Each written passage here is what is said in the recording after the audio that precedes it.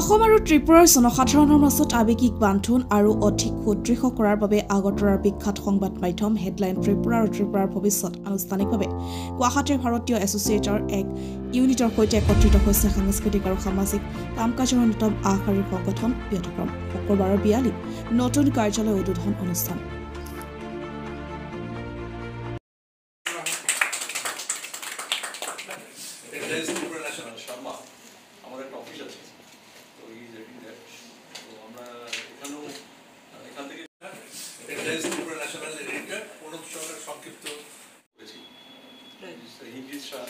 শর্মা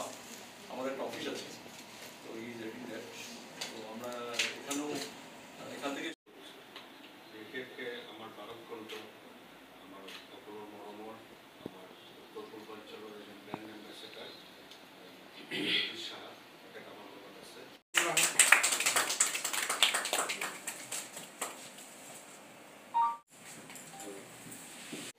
তো আমরা এখানেও এখান থেকে মিডিয়া বন্ধু আপনারা জানেন যে আমরা হেডলাইন্স ত্রিপুরা ন্যাশনাল এখন বিহুৰ শুভেচ্ছা আছিল মই বিহুৰ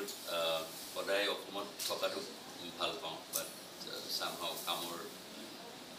ব্যস্ততাই মই বম্বে থাকিব লাগিব মই একদম বিহু আৰু এই সময়তে আহিছোঁ একচুৱেলি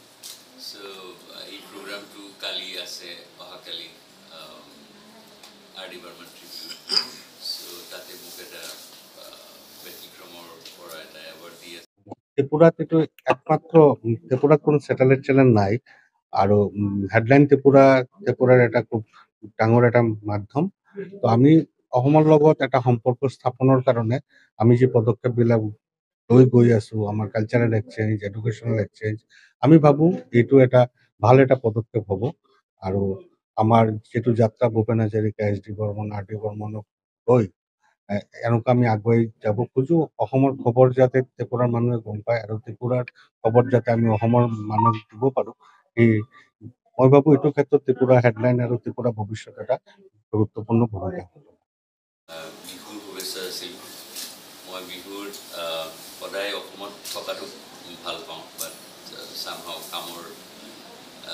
ব্যস্ততাই মই বম্বে থাকিব লাগিব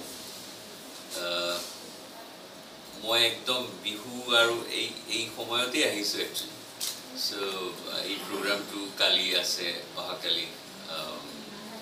আৰ.ডি. বৰ্মন ট্ৰিবিউট সো তাতে মোক এটা ব্যতিক্ৰমৰ পৰা এটা